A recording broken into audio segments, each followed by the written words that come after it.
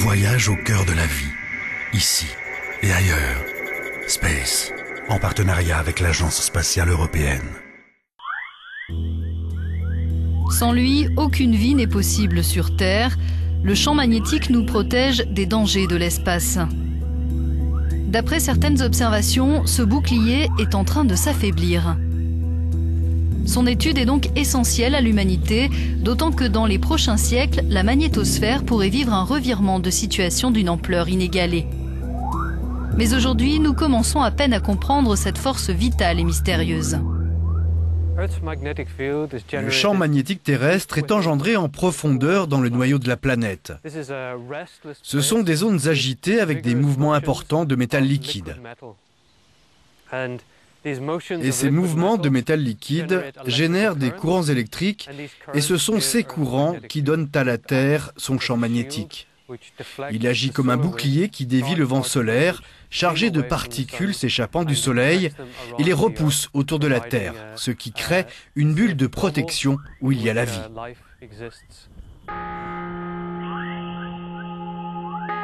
Soumis à d'immenses éruptions solaires, le champ magnétique piège certaines particules de haute énergie en les acheminant vers les régions polaires.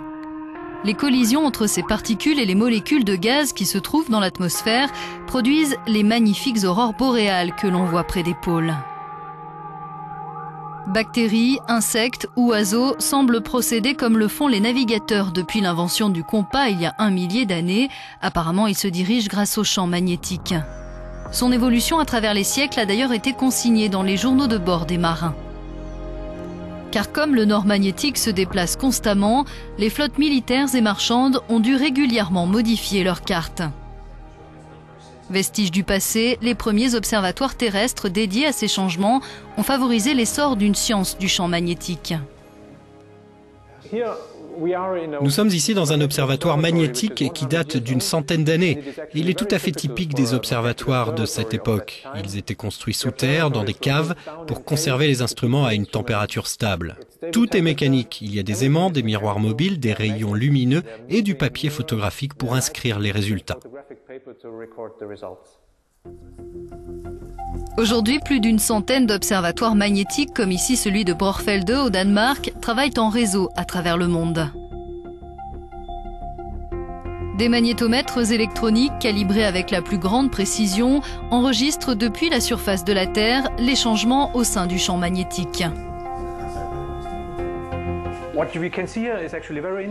Ici, c'est très intéressant parce qu'il y a quelques jours, une explosion a eu lieu sur le Soleil et avec le vent solaire qui atteint la Terre, on a mesuré ces changements dans le champ magnétique.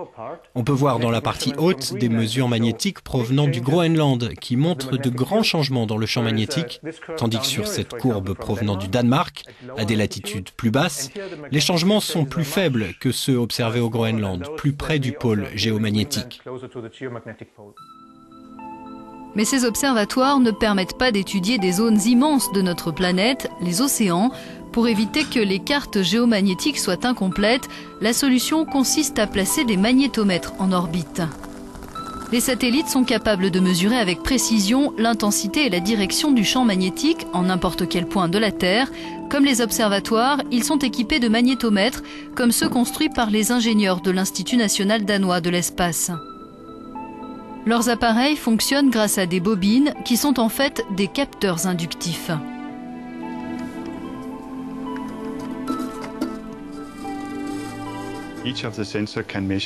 Chaque capteur peut mesurer le champ magnétique qui le traverse.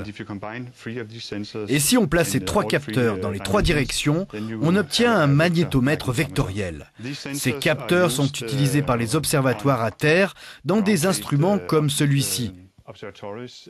Mais on les utilise aussi dans une version beaucoup plus compacte à bord des satellites. C'est en 1999 que les scientifiques danois ont envoyé dans l'espace leur premier magnétomètre orbital. Le satellite Ørsted est toujours opérationnel. Ces données ont notamment montré que les pôles magnétiques se déplacent à une vitesse de plus en plus grande. Pour parvenir à ces résultats, il a fallu placer les instruments de manière ingénieuse sur un mât d'une hauteur de 8 mètres.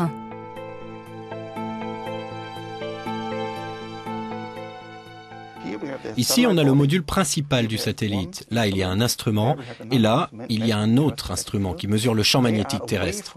Ils sont éloignés du module parce qu'à l'intérieur, il y a des courants électriques, des batteries, et c'est le champ magnétique de la Terre qu'on veut mesurer, pas celui du satellite.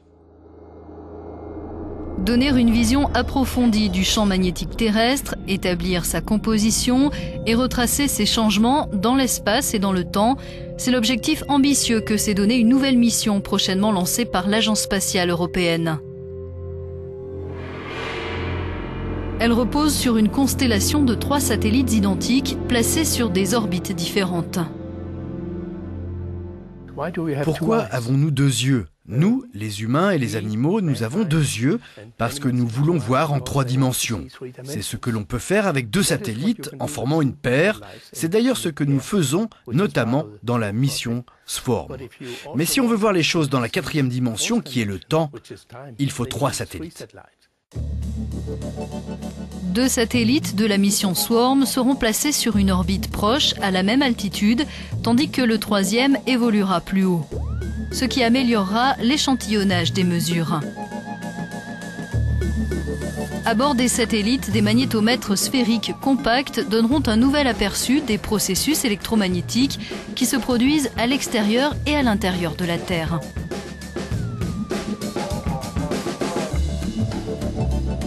Les satellites Swarm, dont la structure se compose de fibres de carbone et dont la forme est particulièrement aérodynamique, devraient maintenir leur cap pendant au moins 4 ans, durée théorique de la mission. La raison pour laquelle nous avons cette forme spécifique, c'est que ce satellite doit être capable d'orbiter à des altitudes relativement basses. Au départ 450, mais ensuite 250 km. Et puis notre but, c'est d'avoir une mission qui dure longtemps pour étudier comment le champ magnétique évolue avec le temps. Les nouvelles données permettront de mieux comprendre pourquoi le bouclier invisible de la Terre est en train de s'affaiblir. Les scientifiques y voient le signe potentiel d'une prochaine inversion des pôles magnétiques. La direction du champ magnétique change complètement. Le pôle nord et le pôle sud basculent d'un hémisphère à l'autre. Cela s'est produit des centaines de fois dans l'histoire de la Terre. Bien que les pôles se déplacent rapidement, leur inversion ne s'est pas produite depuis près de 800 000 ans. Quant à savoir quel impact un tel événement aurait sur la vie terrestre, il est bien difficile de répondre tant que les connaissances sur le champ magnétique n'ont pas progressé. La mission Swarm nous fournira la meilleure étude du champ magnétique qui n'ait jamais été faite. On a une constellation de satellites conçue en particulier pour mesurer en vol tous les éléments qui contribuent au champ magnétique. Le noyau qui joue le rôle le plus important, mais aussi l'écorce terrestre, le manteau, l'ionosphère à l'extérieur de la Terre et la magnétosphère. Même les océans contribuent un peu au champ magnétique. Déjà assemblés et calibrés, les 3 satellites qui pèsent près d'une demi-tonne chacun seront envoyés dans l'espace par une fusée Rokot depuis Plesetsk en Russie. Décollage prévu avant mi-2013. Swarm fait partie d'Earth Explorer, le programme de l'ESA dédié aux missions de recherche sur notre environnement planétaire et son évolution.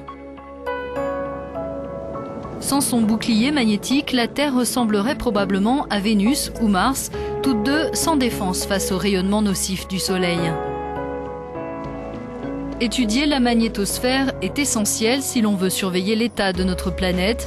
La mission Swarm pourrait mettre en lumière les possibles corrélations entre l'activité solaire et les variations climatiques et compléter les données recueillies lors d'autres missions innovantes d'observation terrestre.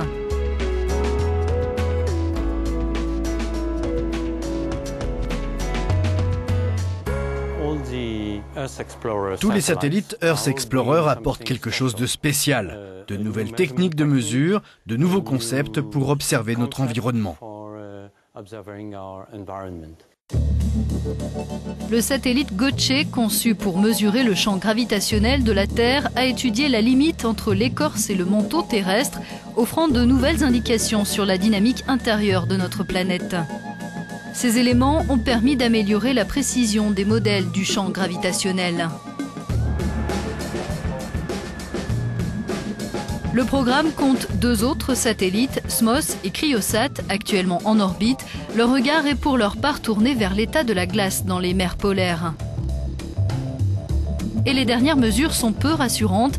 Elles révèlent que cet été, la banquise arctique a fondu de manière significative. Cet écosystème particulièrement sensible est en train de changer rapidement.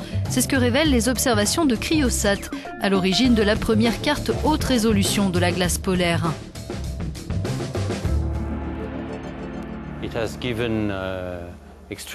Il nous a fourni des résultats extrêmement précis en mesurant non seulement l'étendue de la glace, mais aussi son épaisseur, son volume. Et bien sûr, quand on parle de changement climatique, surveiller l'évolution des calottes glaciaires est primordial.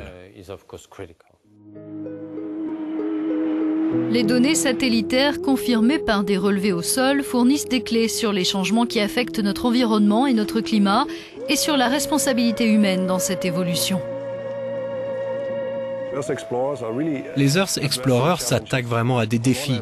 D'un côté, étudier le changement climatique. On ne peut pas prétendre qu'ils observent vraiment le changement climatique parce qu'ils sont actifs sur une courte période. Mais ils étudient certains de ces aspects qui pourraient avoir de la pertinence pour l'avenir. Et de l'autre côté, scruter le changement global de notre environnement, comme le champ magnétique terrestre, qui n'est pas une variable essentielle pour le climat, mais qui l'a été et qui a encore un lien avec lui. Et dans cet esprit, on peut dire que l'on observe les variables du changement global grâce à toute une série d'applications scientifiques. Au-delà du défi pour la science, le programme Earth Explorer répond aussi à une préoccupation majeure, mieux préserver la Terre qui nous accueille.